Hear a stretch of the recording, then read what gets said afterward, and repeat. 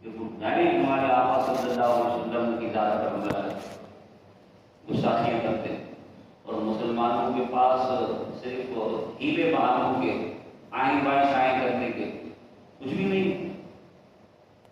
وہ صرف یہ بہانے کرتے ہیں کہ جی ہماری معیشت بڑھ جائے گی، ہمارے ساتھ یہ ہو جائے گا، ہمارے ساتھ وہ ہو جائے گا، یہ ہو جائے گا. غیرت مندی نہیں، غیرت مندی یہ تھی کہ اپنا سر کٹاتے تھے. پھر بات کی امام مالک رضی اللہ تعالیٰ عنہ والا قول میں پھر دوہراؤں گا کہ امام مالک رضی اللہ تعالیٰ عنہ سے خلیفہ ہارون رشید نے پوچھا تھا کہ اے امام یہ بتائیے کہ اگر رسول اللہ صلی اللہ علیہ وسلم کی شان میں کوئی گستاخی کرے تو امت کو کیا کرنا چاہیے؟ تو امام مالک رضی اللہ عنہ نے جواب دیا تھا کہ امت کو اس کا بدلہ لینا چاہیے. ہیلے بہانے نہیں، بدلہ لینا چاہیے، غیرت مندی کا مظاہرہ کرنا چاہیے. دنیا کی ساری چیزوں میں لعنت دے دو، بدلہ دو. تو اس پر انہوں نے کہا کہ اگر امت ایسا نہ کرے، یعنی خلیفہ ہارون رشید، امت اگر ایسا نہ کرے تو فرمایا کہ امت کو مر جانا چاہیے، امت کو مر جانا چاہیے. تو اب آپ دیکھیں فرمایا یہ تو ان صحابی کا قول ہے کہ اگر ایک بھی بندہ باقی ہوتا اور رسول اللہ صلی اللہ علیہ وسلم کی شان میں گستاخی ہوتی تو قیامت کے دن اللہ اس سے پوچھے گا کہ تو نے کیا کیا. وہ عرض کرے گا کہ یا اللہ ساری امت مر گئی، میں اکیلا بچا تھا، میں اکیلا کیا کرتا. تو اللہ تبارک و تعالیٰ اس سے یہی فرمائے گا کہ تجھے بھی میرے محبوب پر اپنی جان قربان کر دینی چاہیے تھی، زندگی نہیں چاہیے. اگر تجھے اپنی جان قربان کر دیتا تو پھر تجھے معافی تھی کیونکہ تم نے اپنی جان دے دی. یہ بڑا سنگین معاملہ ہے. ہمارے حکمران بلکہ عالم اسلام کے حکمرانوں کو سمجھنا چاہیے، اس پہ غور کرنا چاہیے. دیکھیے ہم اس چیز کے مکلف ہیں، ہم اپنے حصے کا کام کرتے ہیں، علماء اپنے حصے کا کام کرتے ہیں، حکمران اپنے حصے کا کام کرے تو یہ سارے کا سارا معاملہ سیدھا ہو جائے. لیکن وہ سب اپنی اپنی میں لپڑے، ہمیں اس چیز سے غرضی نہیں ہے. میرا میں وہ جو احد کے بارے میں عرض کر رہا تھا، شہدائے احد نے بڑی قربانی کی. وہ حضرت زیاد جو غلام ہیں آپ صلی اللہ علیہ وسلم کے، ان کو جب اٹھا کے لایا گیا اور آپ اس غار میں احد پر ایک غار تھا آباد کر دیا گیا، وہ پہلے غار تھا، اس غار میں ان کو زخموں سے چور چور لایا گیا. اور جب لایا گیا تو رسول اللہ صلی اللہ علیہ وسلم نے آواز دی اور آپ صلی اللہ علیہ وسلم خود بھی زخمی ہیں، یعنی خون آپ کے جسم اندر سے بھی نکل رہا ہے، دندان مبارک کا حصہ بھی ٹوٹا ہوا ہے، شہید ہوا ہے، منہ سے خون آ رہا ہے. آپ نے آواز دی تو وہ اپنے آپ کو گھسیٹتا ہوا، گھسٹ کے آپ صلی اللہ علیہ وسلم کے قدموں میں پہنچا اور اپنی داڑھی نبی کریم صلی اللہ علیہ وسلم کے پاؤں مبارک پہ رکھ دی اور عرض کی یا رسول اللہ صلی اللہ علیہ وسلم، میرے جو بس میں تھا میں نے کیا، میں نے نہ سر جھکنے دیا نہ تلوار ٹوٹنے دی. ٹیڑھی ہو گئی تلوار لیکن میں دشمن سے لڑتا رہا، لیکن اب میں نے سر جھکایا نہیں، میں کٹانے کے لیے تیار تھا. اب میں زخمی حالت میں آیا ہوں، مجھے آپ بتائیے. ایک سوال مجھے کھٹکتا ہے مرنے سے پہلے کہ کیا آپ مجھ سے راضی ہیں؟ نبی کریم صلی اللہ علیہ وسلم کی چشمان کرم سے آنسو فرمایا کہ میں بھی تجھ سے راضی ہوں اور میرا رب بھی تجھ سے راضی ہے. بس یہ الفاظ سنے تھے اور ان کی روح مفس انصری سے پرواز کر گئی. یہ غلام ہے رسول اللہ صلی اللہ علیہ وسلم. غلامی کا دعویٰ کرنا آسان ہے، اب گھسٹ کر اپنی داڑھی کو حضور کے قدموں میں رکھا اور عرض کی یا رسول اللہ آپ مجھ سے راضی ہیں؟ فرمایا کہ میں تو راضی ہوں، میرا رب بھی تجھ سے راضی ہے. یہ اور بہت میں تو ایسی تاریخیں رقم ہوئی، ایسے صحابہ کرام شہید ہوئے. ایک بی بی مدینے سے آئی اس وقت مدینے کی آبادی کم تھی، تو بہت مدینے سے باہر تھا، یعنی شہر سے باہر تھا۔ وہ آئی، اونٹ ساتھ میں لے کر آئی، واقعہ ہو چکا۔ اس کے بعد عرض کی کہ یا رسول اللہ صلی اللہ علیہ وسلم، آپ شہدائے احد کو، جو احد میں شہید ہوئے، ان کو آپ اسی جگہ دفن کریں گے، لیکن مجھے اجازت دیجیے کہ میں اپنے شوہر کو لے جاؤں اور جنت البقیع میں دفناؤں، مجھے آپ اجازت عطا فرمائیے۔ نبی کریم صلی اللہ علیہ وسلم ارشاد فرمایا آپ لے جائیں اور بقیع میں دفن کر دیں، کہ میری خواہش ہے کہ میں اپنے شوہر کو بقیع میں دفن کروں، کیونکہ وہ میرے گھر کے بھی قریب ہے۔ آپ نے فرمایا کہ آپ لے جائیں، لے جائیں سے۔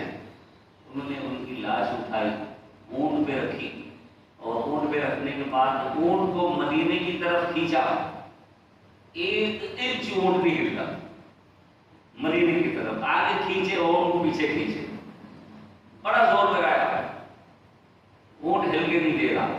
پھر بارگاہ مصطفیٰ میں حاضر ہوئی، عرض کی یا رسول اللہ صلی اللہ علیہ وسلم، یہ اونٹ مدینے کی طرف بڑھ ہی نہیں رہا، یعنی گھر کی طرف تو جانور بھی تیزی سے بھاگتا ہے کہ اب سفر ختم ہو گھر پہنچنا ہے، لیکن یہ اونٹ ایسا ہے کہ میں کھینچتی ہوں آگے، یہ پیچھے کھینچتا ہے، ایک انچ آگے نہیں ہل رہا، بڑا زور لگایا۔ تو نبی کریم صلی اللہ علیہ وسلم نے پوچھا کہ بتاؤ اس نے گھر سے نکلتے وقت کوئی دعا کی تھی؟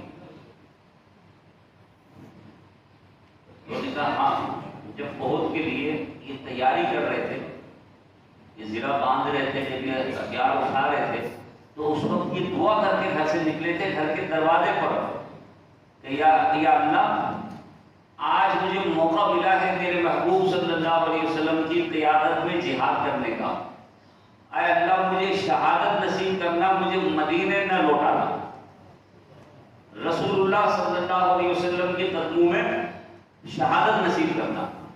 اور بعد میں زندگی کا پتہ نہیں کہ میں زندہ رہوں، کتنا رہوں، نہ رہوں، لیکن آج موقع ملا ہے تو آج مجھے شہادت کی موت مل جائے۔ تو نبی کریم صلی اللہ علیہ وسلم نے ارشاد فرمایا بیوی، تم ساری دنیا کے جانور بھی لے کے اس کو کھینچنے لگو گی نا تو یہ احد کے میدان سے آگے نہیں جائے گا، اس کی دعا اللہ کی بارگاہ میں قبول ہو گئی، یہ احد کے شہداء کے ساتھ ہی دفن ہوگا۔ اور حضرت امیر طیبہ امیر حمزہ رضی اللہ تعالیٰ عنہ، کیا شان ہے، یہ رسول اللہ صلی اللہ علیہ وسلم کے چچا جان بھی ہیں اور ساتھ میں رضائی بھائی بھی ہیں۔ انہوں نے یہ عمر میں 6 ماہ پڑے اور رسول اللہ صلی اللہ علیہ وسلم نے ان کی والدہ کا دودھ بھی پیا، تو یہ چچا بھی ہوئے، ساتھ میں رضائی بھائی بھی ہوئے، اور ساتھ تھا یہ پہلی مرتبہ جو تحفظ ناموس رسالت کے لیے جس نے تلوار اٹھائی تھی وہ یہی امیر حمزہ رضی اللہ تعالیٰ عنہ، پہلی مرتبہ تلوار اٹھانے والے امیر حمزہ۔ جب آپ اسلام لانے کا بھی وہی واقعہ ہوا کہ جب مکے میں ابو جہل نے ایک مرتبہ بڑی بے باکی سے نبی کریم صلی اللہ علیہ وسلم سے بد تہذیبی کی، تو آپ کی باندی جو غلام تھی، لونڈی تھی، اس نے دیکھا کہ اس نے حد کر دی، ابو جہل نے حد کر دی، چونکہ نبی کریم صلی اللہ علیہ وسلم کے والد محترم رضی اللہ تعالیٰ عنہ کا وصال ہو چکا تھا اور اسلام کا اعلان کر دیا تھا، اعلان نبوت کر دیا تھا، تو اپنے بھی پرائے ہو گئے تھے۔ تو اس وقت ابو جہل بڑی دیدہ دلیری سے، دریدہ دہلی سے وہ سامنے آتا تھا۔ جب یہ کر کے بد تہذیبی کر کے یہ واپس گیا، امیر حمزہ رضی اللہ تعالیٰ عنہ جنگل میں شکار کھیلنے گئے ہوئے تھے، ان کے ساتھ ایک عجیب واقعہ پیش آیا۔ امیر حمزہ رضی اللہ تعالیٰ عنہ فرماتے ہیں کہ میں نے کمان میں تیر ڈالا اور تیر ڈال کے میں ہرنی کو نشانے پہ لے رہا تھا تو ہرنی ایک دم سامنے کھڑی ہو گئی. ہرنی بھاگتی ہے، وہ بہت تیزی سے بھاگتی ہے، پھر وہ سامنے کھڑی ہو گئی اور اس نے فصیح عربی میں، یعنی واضح عربی میں آدمی کی طرح اس نے کلام کیا ہرنی نے. اور ہرنی نے یہ کلام کیا کہ مجھے کیوں مارتے ہو، میں نے تمہارا کیا بگاڑا. تو ابھی حمزہ کہتے ہیں کہ میرے ہاتھ سے کمان چھوٹ گئی. ہرنی سے کبھی کلام، جانور اگر کھڑے ہو کے سامنے بات کرے تو بندہ ظاہر ہے ایک دم سے ہل جائے گا. بندہ کہ یہ آواز کہاں سے آ رہی ہے، پہلے تو بندہ آگے پیچھے دیکھے گا بندہ کون ہے. لیکن ہرنی نے کہا کہ مجھے کیوں مارتے ہو. کہا کہ شکار کھیلنے آیا ہوں تو شکاری کھیلوں گا. کہا کہ جاؤ رسول اللہ صلی اللہ علیہ وسلم سے گستاخی کرنے والوں کو کیوں نہیں مارتے، مجھے کیوں مارتے ہو. جب ہرنی نے یہ الفاظ کہے تو آپ نے وہ کمان اٹھائی، کمر پہ لٹکائی، گھوڑے پر کوہڑی ماری اور مکے کی طرف چل گئی. جب آگے مکے کی طرف تو وہ باندھی وہیں کھڑی، سوچ میں کہ کیا ہو گیا. رسول اللہ صلی اللہ علیہ وسلم اکیلے ہیں، اس لیے ان کے ساتھ اس طرح کا سلوک کر رہا ہے. مجھے وہ رئیس بنا ہوا ہے. یہ کھڑے تھے ایسے جیسے ہی امیر حمزہ رضی اللہ تعالیٰ عنہ پہنچے تو امیر حمزہ رضی اللہ تعالیٰ عنہ کو باندھی نے روکا اور ساری کہانی سنا دی. کہا کیا ہوا. کہا کہ اسی طرح ابو جہل نے ایسے ایسے رسول اللہ صلی اللہ علیہ وسلم کے ساتھ سلوک کیا ہے. وہ بڑے سخت الفاظ میں اس لیے دہراتا نہیں، اسی طرح کیا ہے. تو امیر حمزہ رضی اللہ تعالیٰ عنہ پہلے رسول اللہ صلی اللہ علیہ وسلم کے پاس جانے کے یا گھر جا کے خبر لینے کے سیدھا ابو جہل کے گھر کی طرف ہے. وہی کمان لٹکی ہوئی ہے اور اسی گھوڑے پہ پسیڑی ماری ہے، سیدھا ابو جہل کے دروازے پر پہنچے اور دروازہ کھٹکھٹایا. اندر سے آواز آئی کون ہے. جواب آیا کہ بھائی حمزہ. تو دو چار جو رئیس ساتھ بیٹھے تھے وہ سوچ میں پڑ گئے کہ یہ ایک اچانک سے اس طرح آنا، جب شکار کھیلنے گئے تھے تو ٹائم لگتا ہے، یہ ایسے کیسے آ گئے. ابو جہل نے کہا کہ یہ کھول دو، یہ اپنا بندہ ہے، یہ اپنا آدمی ہے، کھول دو، کوئی پریشانی کی بات نہیں ہے. دروازہ کھولا ہے جیسے سیدنا امیر حمزہ رضی اللہ تعالیٰ عنہ نے وہ کمان اٹھائی اور ابو جہل کے سر پہ دے ماری اور جیسے سر پھوٹا ہے خون کا فوارہ نکلا ہے اور ساتھ والے جو رئیس بیٹھے تھے ان سب کے کپڑے خون آلود ہو گئے اور ابو جہل ایک دم سہم گیا. اور امیر حمزہ رضی اللہ تعالیٰ عنہ نے فرمایا کہ آج جو تم نے حرکت کی ہے، اگر آئندہ کبھی ایسی ہمت کی رسول اللہ صلی اللہ علیہ وسلم کی شان میں مشاہد کی تو کیا ان کو اکیلا سمجھتا ہے، ہم سب مر گئے کیا، تو کیا سمجھتا ہے اپنے آپ کو.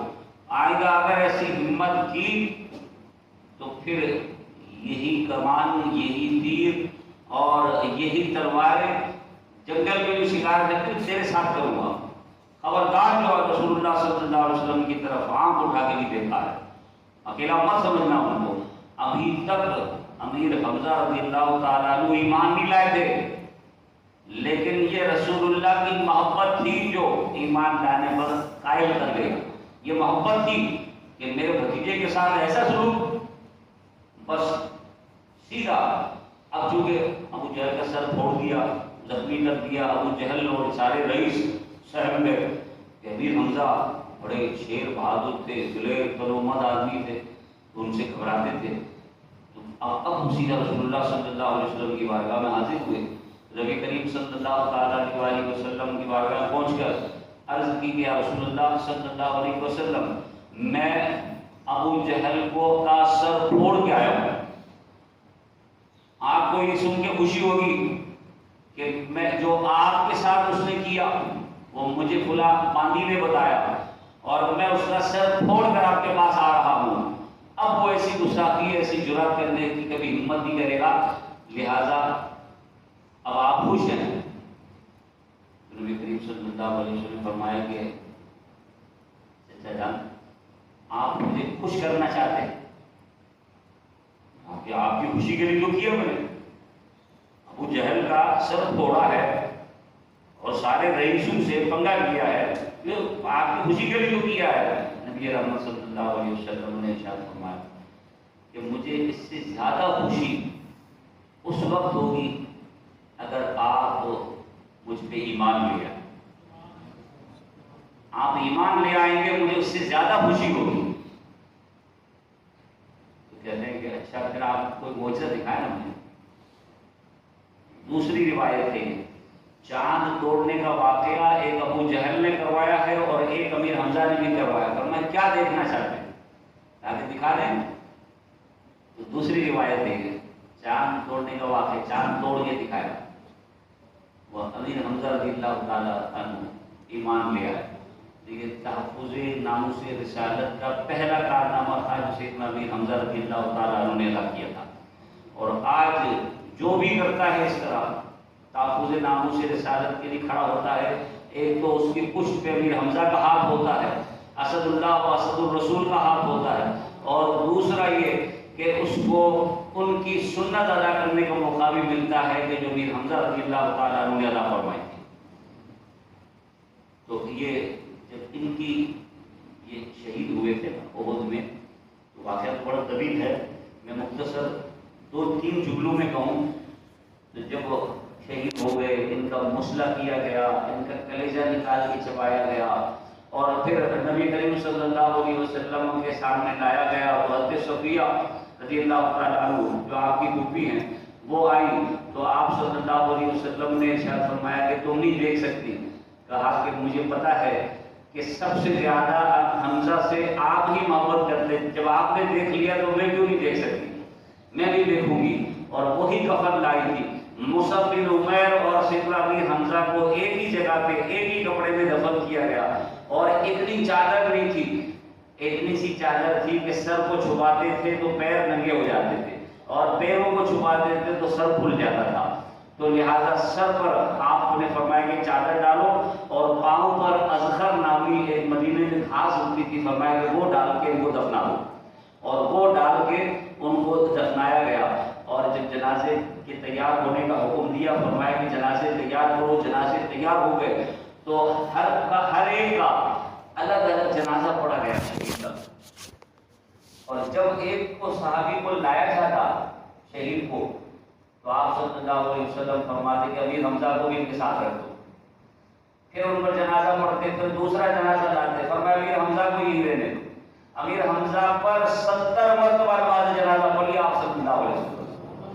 آپ اس سے اندازہ لگائیں کہ رسول اللہ صلی اللہ علیہ وسلم کو امیر حمزہ سے کتنی محبت تھی، جب ایک صحابی کا جنازہ پڑھتے تو امیر حمزہ کو ان کے ساتھ رکھتے، 70 مرتبہ امیر حمزہ پر جنازہ پڑھا ہے نبی کریم صلی اللہ علیہ وسلم، یعنی کہ وہ دل سے محبت نہیں نکلتی تھی، اور پھر ہر سال وہاں جاتے تھے، ہر سال جو باقی ایام تھے احد پہ جایا کرتے تھے، اور لوگوں کو جانے کا حکم دیا کرتے تھے، اور کئی دفعہ آپ کی بات تو الگ ہے، دیگر صحابہ کرام کے اقوال ملتے ہیں کہ ہم جاتے تھے اور شہداء احد کو سلام کرتے تھے تو سب سے پہلے امیر حمزہ کا جواب آتا تھا، اور علل اعلان جواب ملتا تھا لوگوں کو امیر حمزہ کا، وہ سب کو سلام کا جواب دیا کرتے تھے، کیونکہ قیامت تک کے لیے نبی کریم صلی اللہ علیہ وسلم نے ان کو والی مدینہ بنایا تھا، کہ امیر حمزہ کو فرمایا کہ تم مدینے کے امیر ہو، مدینے کے والی ہو، مدینے کے وارث ہو، مدینہ تمہارے حوالے ہے، اور وہ آج بھی ہے اور یہ قیامت تک رہے گا۔ اللہ تعالیٰ ہمیں